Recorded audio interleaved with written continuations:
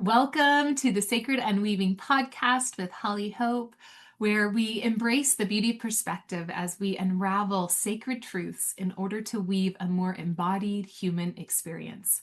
Join us for these raw, open conversations of rituals and practices that can be applied to everyday life. I have with me Natalie, who is dedicated to integrative healing arts, and she specializes in alignment and holistic well-being. As a Usui Fire Reiki Level 2 practitioner, she channels powerful healing energy to restore balance and vitality. She utilizes sound bowls, sacred drums, meditations, and intuitive techniques. Natalie helps clear energetic blocks, especially in business or personal growth, by guiding them back to their centered, authentic self. She works with the Sun Quantum Reiki. She works with quantum healing hypnosis, and she really is such a unique being in being able to see perspective and lift us to a higher perspective outside of our normal everyday. So, Natalie, thank you so much for being on with us today.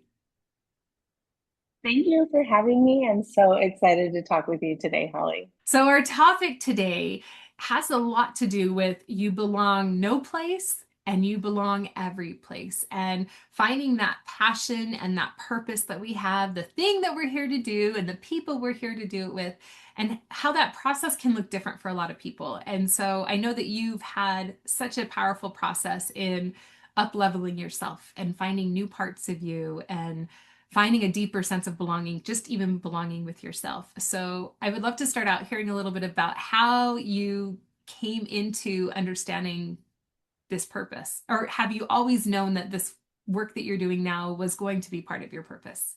Definitely did not always know that what I'm doing now would be part of my purpose.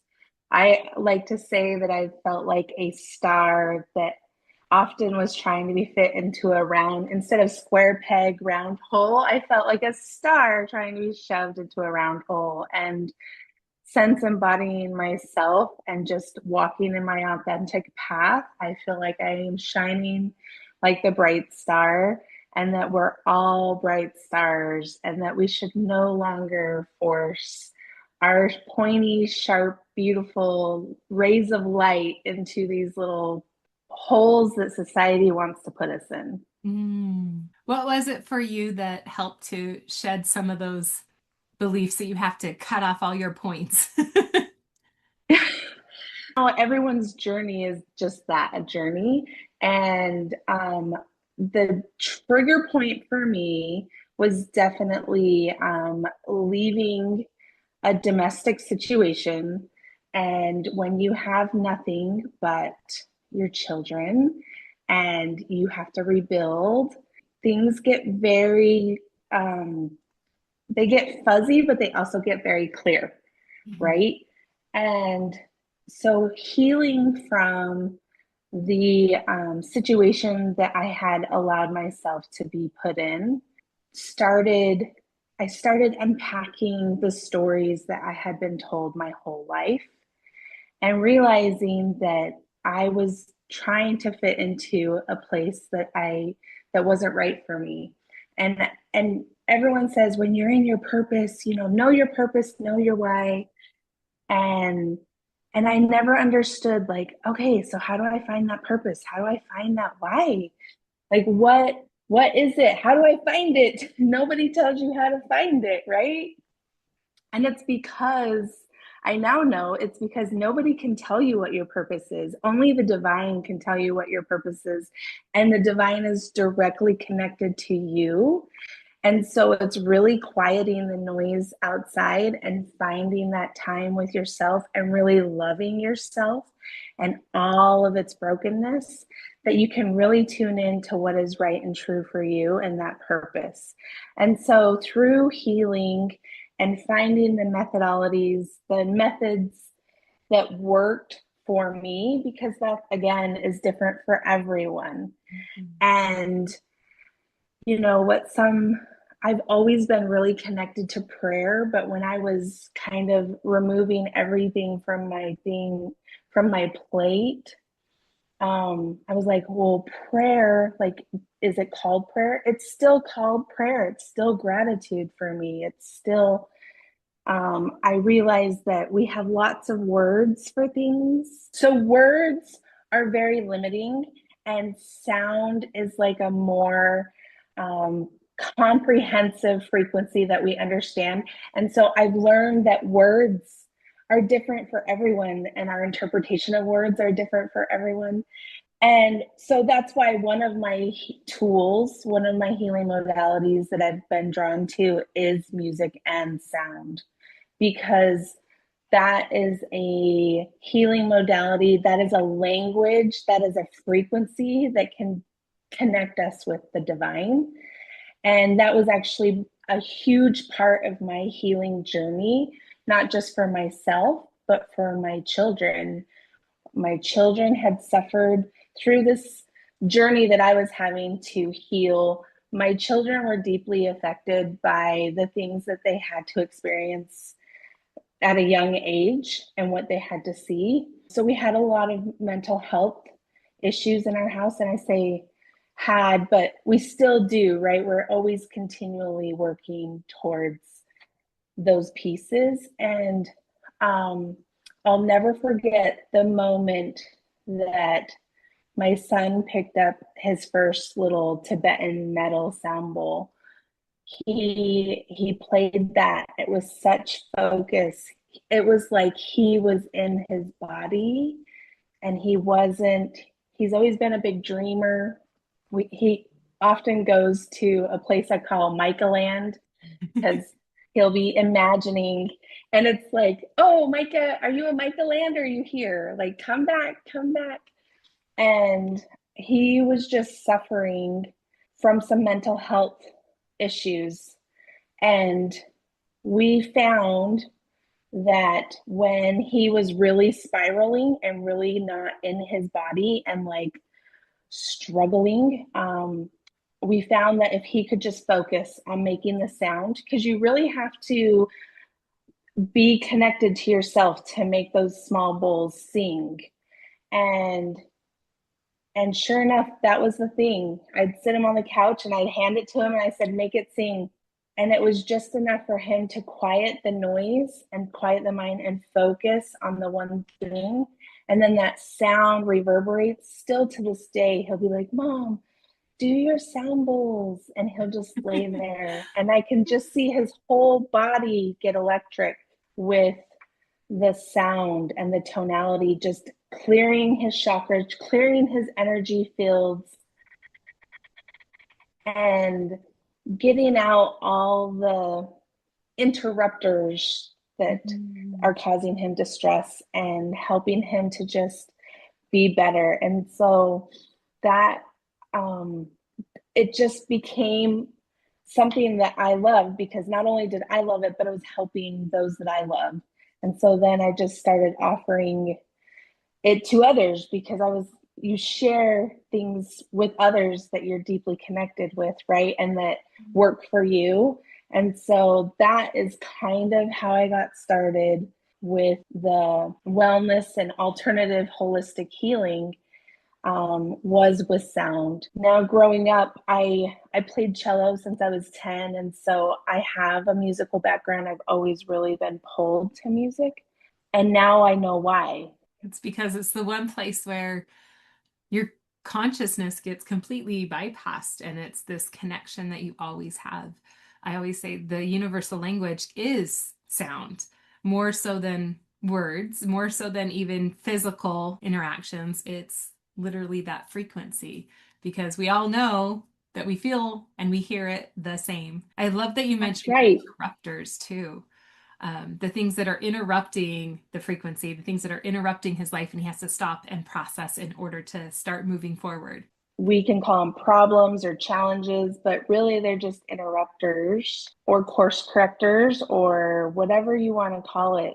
And sometimes we can't see the forest through the trees because of it, right? We get super focused on that interrupter, and we lose our purpose path. Our purpose can't ever be taken from us.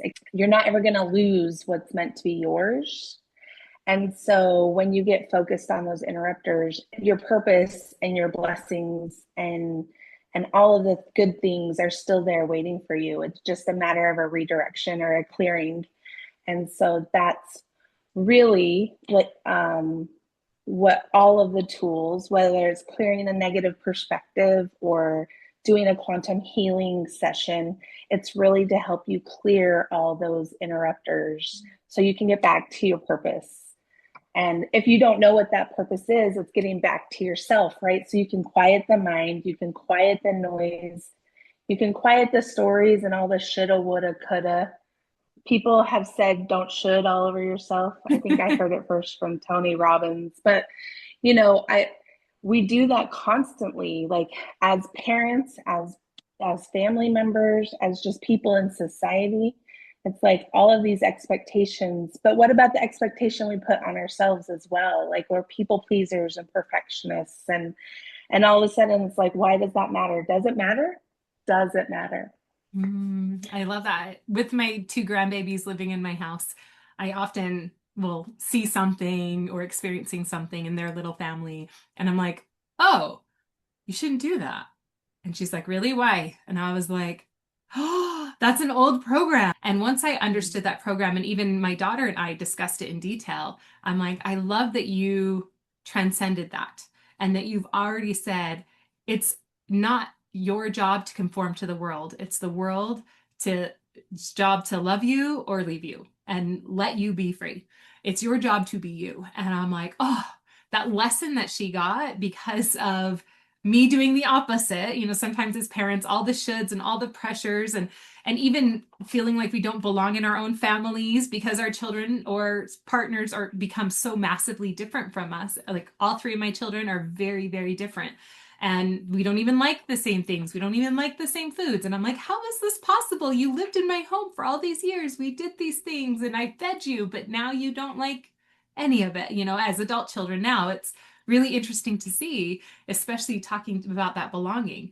But the understanding that it's about supporting and loving the unique expression of each soul and how big can you be? How muchness can you have here? Not I'm going to mold you and make sure you show up in an appropriate way. But it's interesting how much we have these programs of all of the shoulds. And if we are conformed, we are more likely to be loved, which is not true. And if our children or our partners show up in a certain way, it means that we are a better person, which is also not true. And it goes both ways. So I really love that you share that. I also love one of the affirmations that I use all the time for myself is what is meant for me is for me as long as I allow it. And that's when we talk about like the things that are the interrupters and in the way, something's interrupting your allowing it to come in. Because I've had a lot of people say, oh, but if it's for me, then it will be here. So why isn't it here yet? I keep doing all this manifesting and why isn't it here yet? And I'm doing the rituals and I'm burning the candles and I'm lighting the grids and all these things. And yet what I want isn't showing up. And it's like, oh, well, there's probably something interrupting that signal of desire, of manifesting, of truly wanting the things that are meant for you. So do you feel like everyone only has one purpose, or do you feel like there's multiple purposes that one can have? That's a great question. And it really depends on the purpose. I think people can have multiple purposes and that they everyone is in charge of themselves, right? And so my purpose and my pathway is going to look very different from someone else's. And what's beautiful about my QHHT sessions is I have such a deeper respect and understanding for people's purpose and path because I have not met two people that have the same purpose yet. Mm. And I can imagine that I will never. And so, um, knowing my purpose, and one thing that I kept saying in my hypnosis was, it's not that serious. And I used to be like, what's the deeper meaning here? And my hypnosis was actually really freeing for me because I kept my higher self, my connection to the divine kept saying, it's not that serious, Natalie. It's not that serious.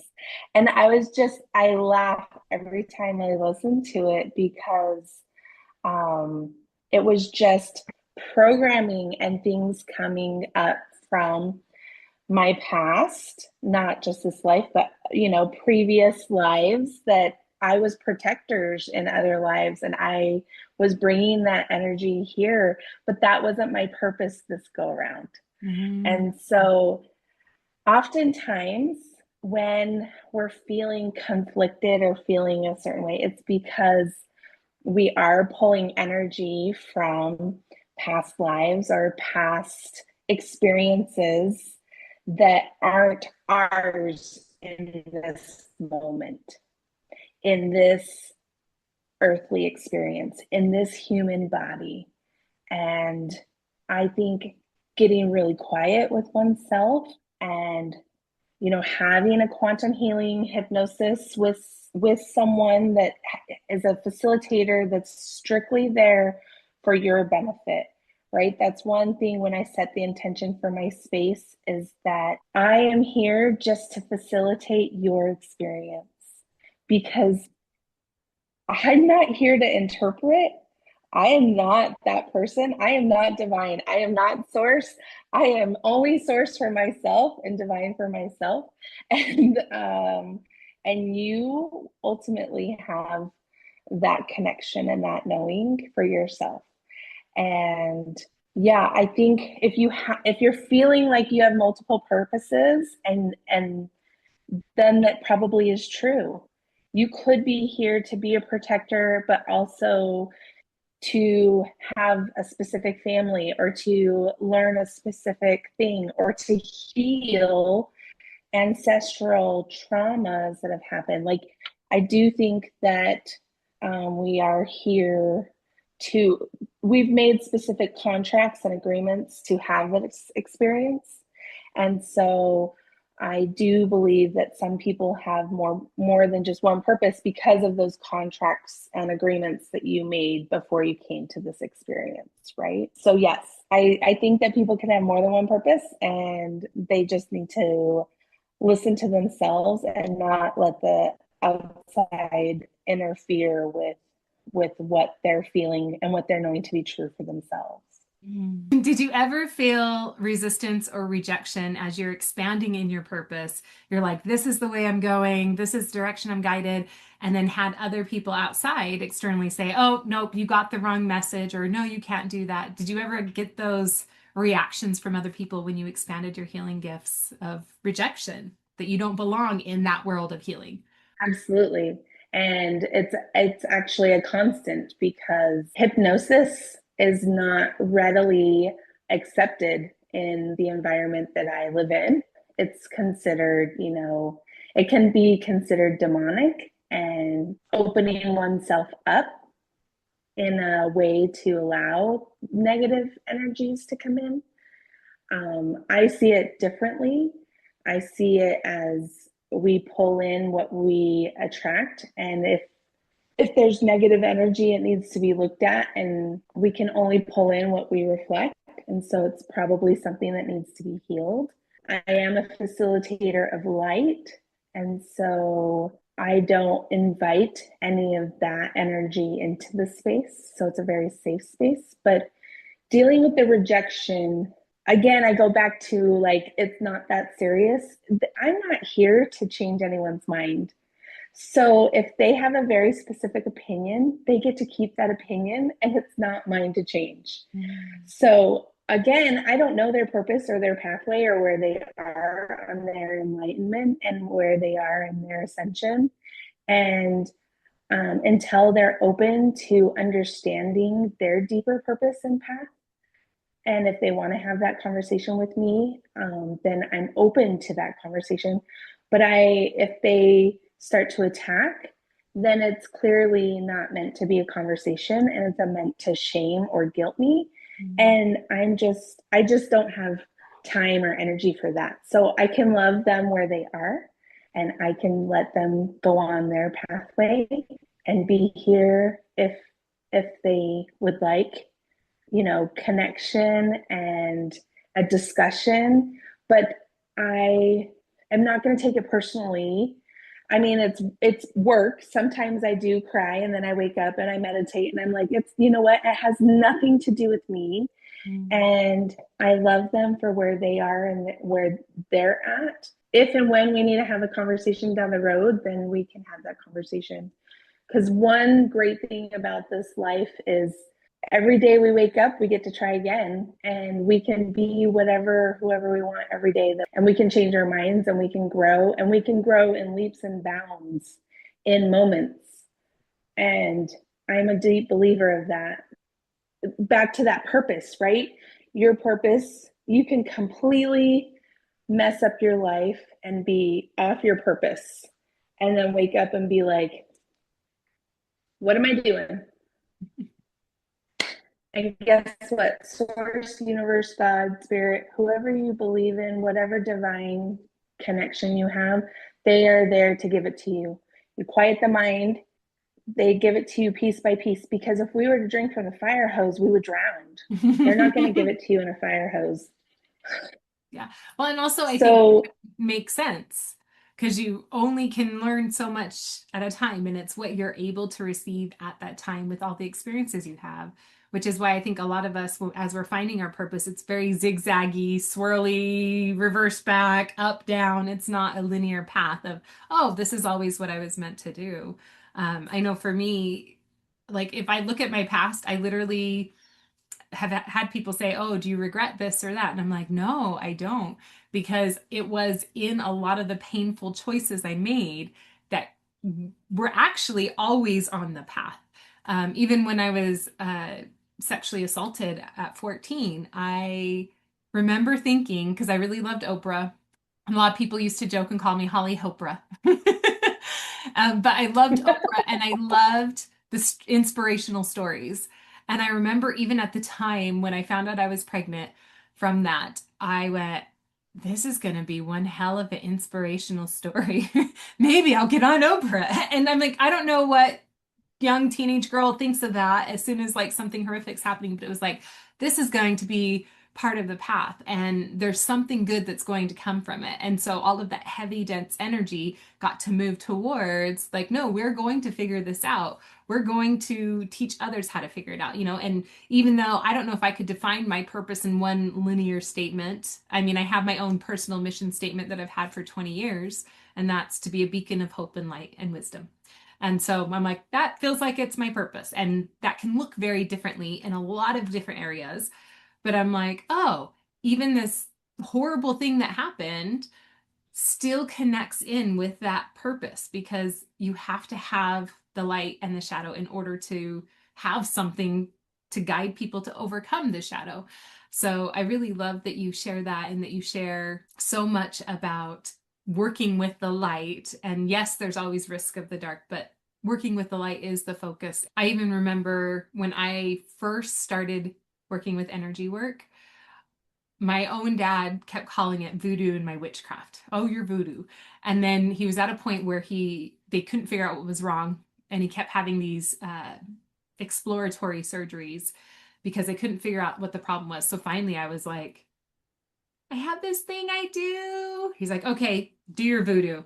And he put barriers on it too. He's like, you can see what's going on with this part of my body, nothing else. Like, I only had permission to look at that one specific part of the body. And it was very much connected with, it was in his throat, and it was connected with the fact that his mother had passed. And that's who he would always talk to. That was his confidant. That was his person that he connected and told everything to. And now that she was gone, he wasn't able to talk and speak to anyone about things that he needed support with or to share with. And so he started developing these polyps in his esophagus. And once we cleared it, the symptoms started to go away. And at that point, it was dark, it was witchcraft, it was voodoo. But then, because of this experience we had out in the hospital parking lot, he then had a little glimmer of like, oh, maybe it's not as bad as I thought. And then years later, I ended up taking him to Colombia I was scouting out an area for a retreat, and it was his birthday coming up. And I'm like, you should just come with me. And so I brought him to Colombia, and I'm sitting there and I'm weaving drums, and he's videoing me weaving the drums, asking questions. And I just had a moment of, do you remember like 10 years ago where you told everybody I was going to hell for doing this work and you didn't support it, and now you're asking me questions, and He even had me make a drum for his wife's grandson, and he sent a video of him drumming the drum with a snake on it. And I was just like, wow, I never would have thought that this would have been on the path.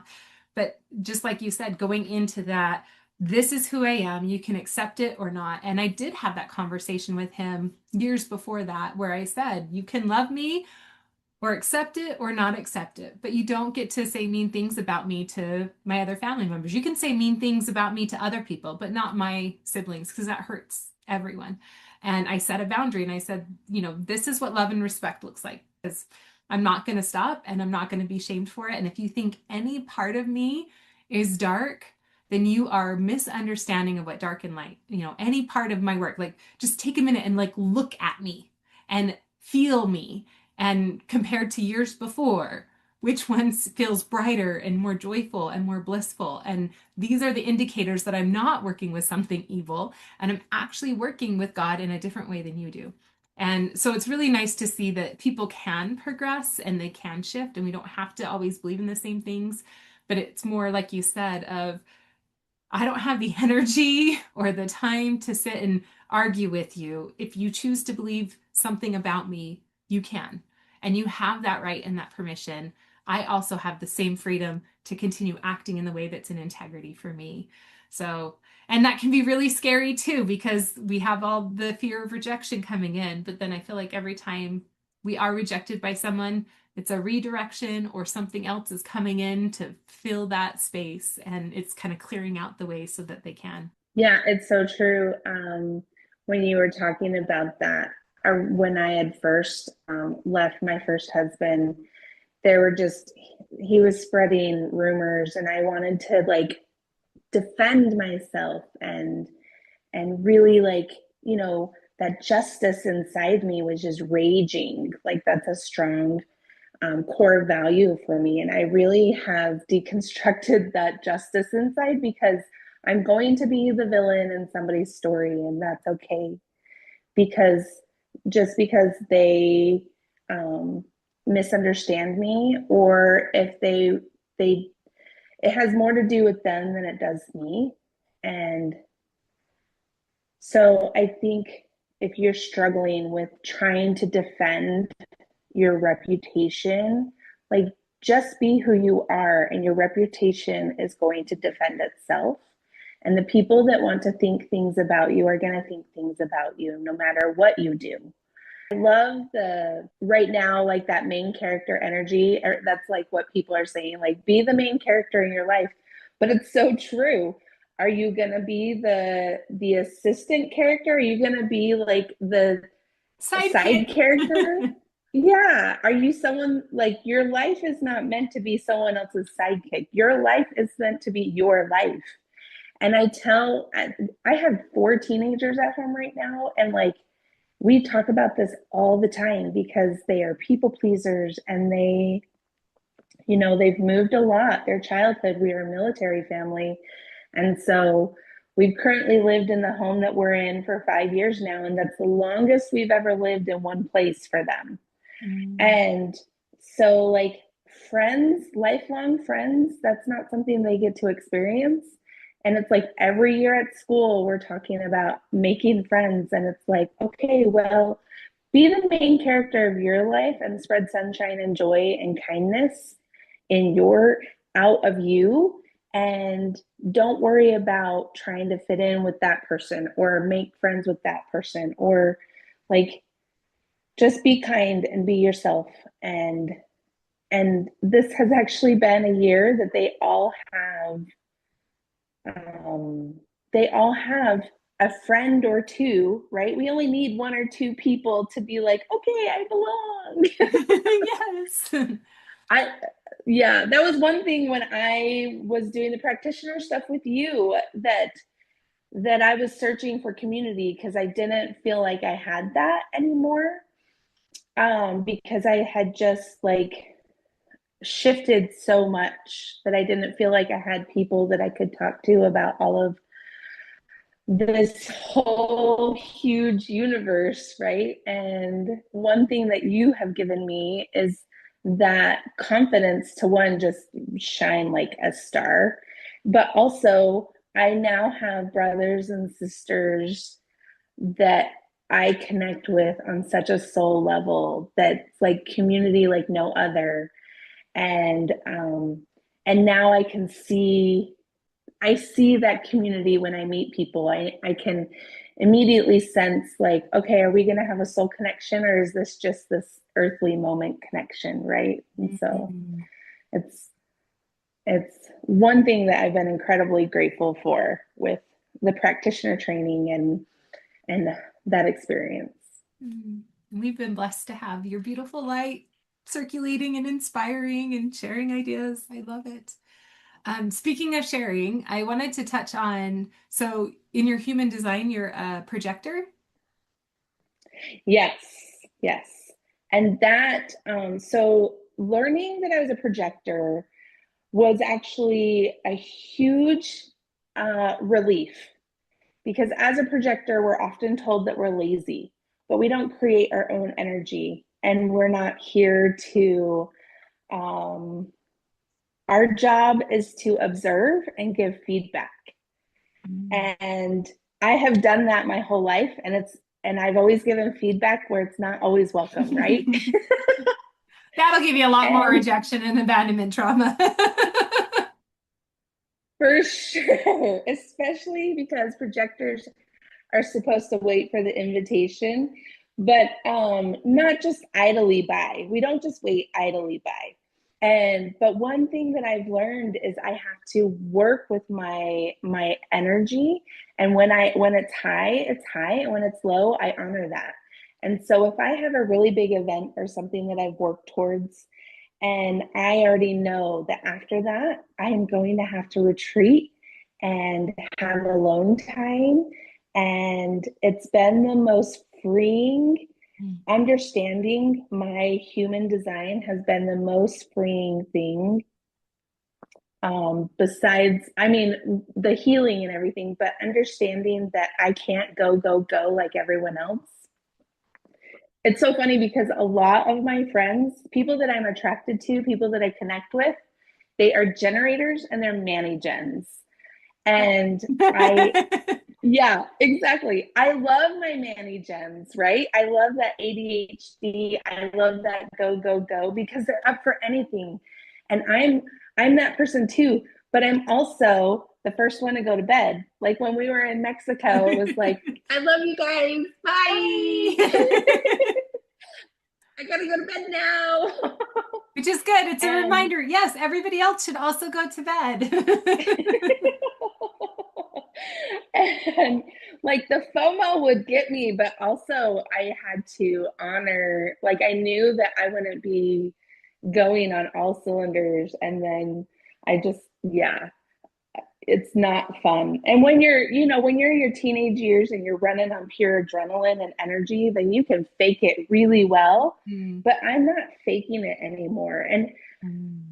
I don't, yeah, it's, I really highly suggest, if you don't know what your human design is, to find that out. And then as a projector, there's 6 kinds of projectors. And so recently I have met I always wanted a projector friend because they observe and they report, right?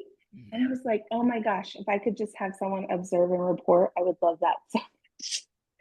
And then so I've called into my life some really beautiful projector friends, and we're still so very different because there's 6 types of us. But it's been so fun to know know my children. Oh, it has changed the way that I parent, because like I have a generator and I have a Manny Gen and I have a projector. And one of my bonus babies is a projector.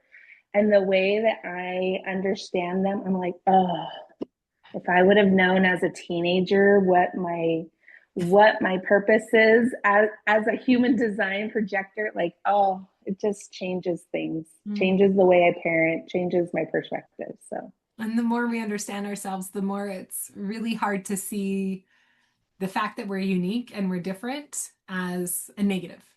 Because then we start to see, oh, I have this ability to do this thing and have a perspective that nobody else is able to do.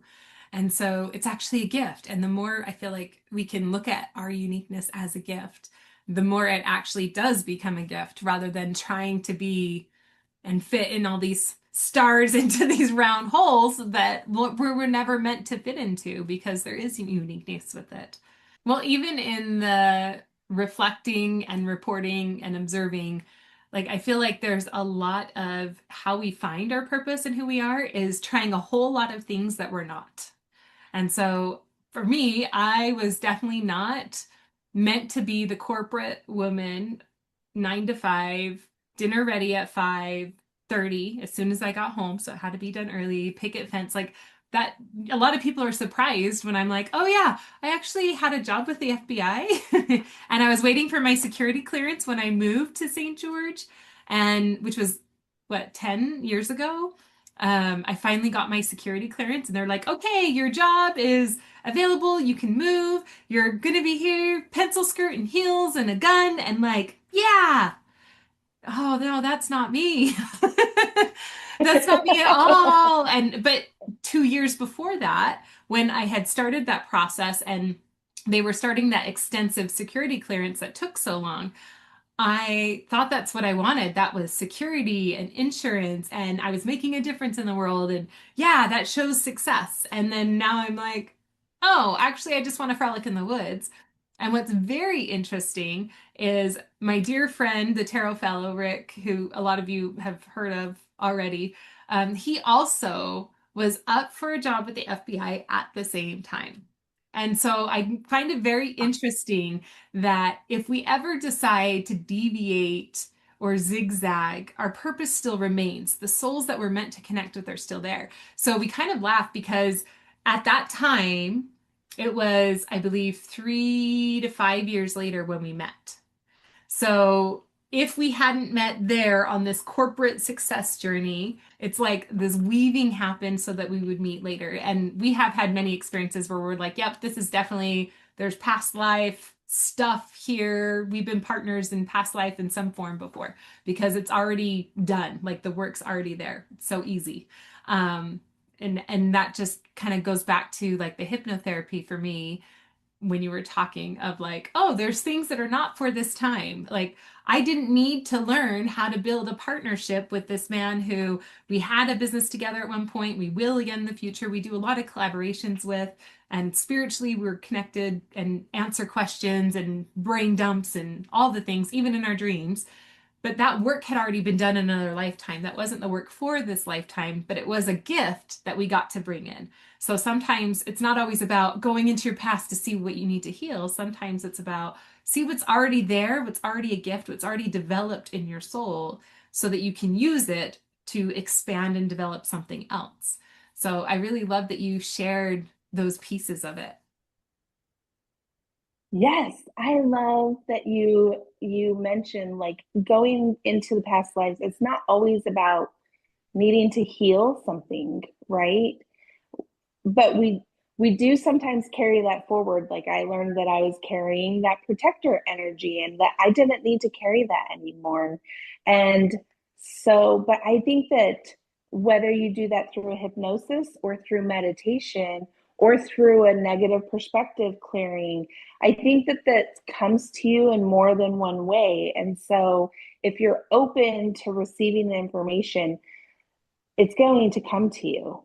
And you're going, like you said, you're going to meet the people that you are meant to meet because, you know, I have my children from my first marriage. I met my very best friend who is like my soul sister for like we are soul sisters. And I would have met her. It just would have been in a different time had I not married my husband who was in the military. Like she was moving every 3 years. We were moving every 3 years or sometimes sooner. Like how else do you meet someone, right? But our connections, there's so many connections there that spirit would have connected us in another way.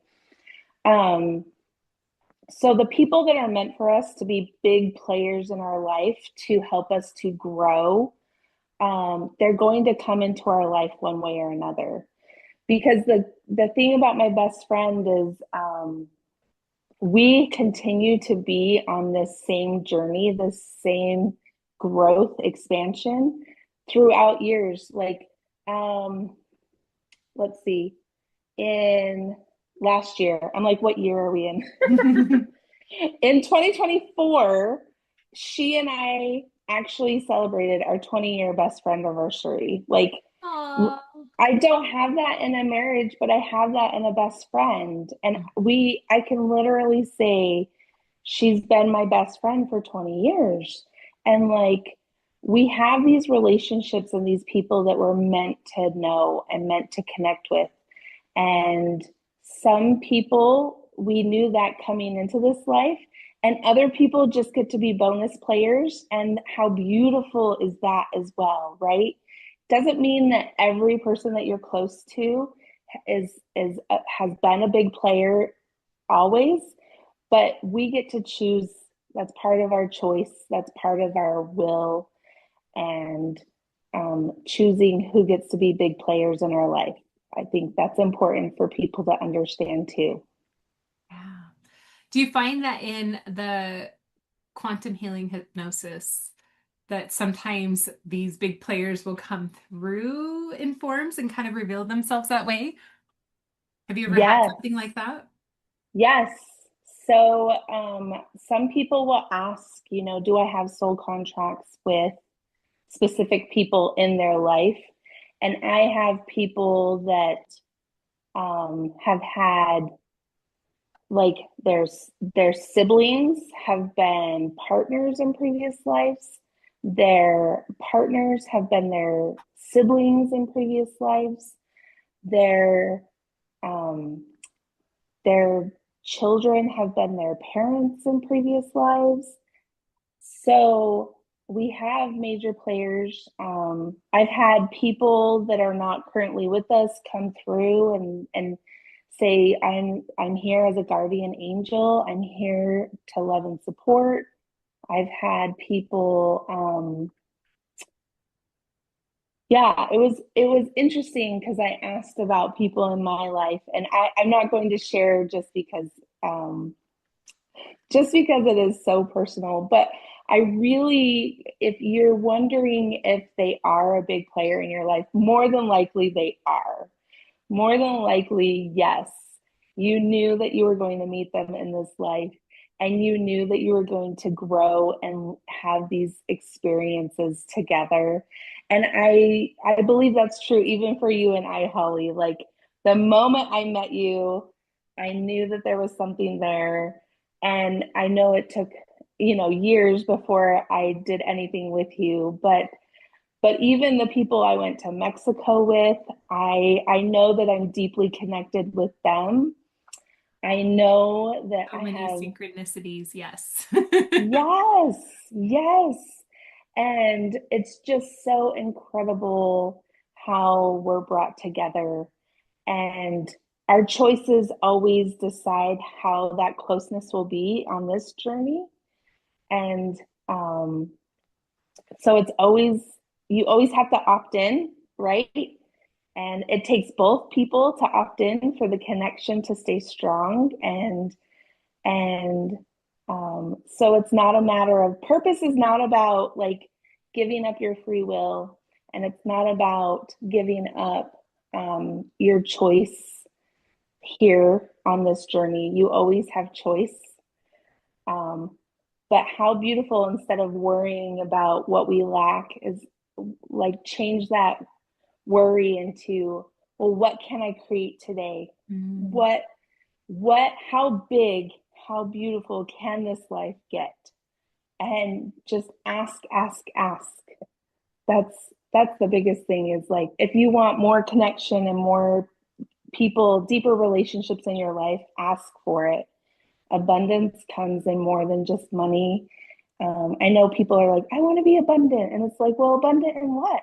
Abundant in joy, abundant in connection, abundant in, I mean, abundance means so much. You've got to get really, really clear on what you're asking the universe. Again, words are so limiting, right? Maybe put it into a song and then the universe will deliver deeper and wider. Yes. Oh, I agree. Well, and anything you put music with carries the frequency stronger. That's why it works for memory retention and emotional release and all of those things. So, oh, how delicious.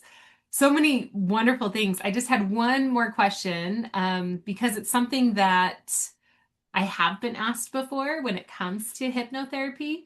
So I want to just ask this question, and you may have already kind of answered it, but how do you know that the person you're communicating with when under hypnosis is your higher self or your ego or your unconscious programs? Does one differentiate between those? As the facilitator, we ask. Mm. So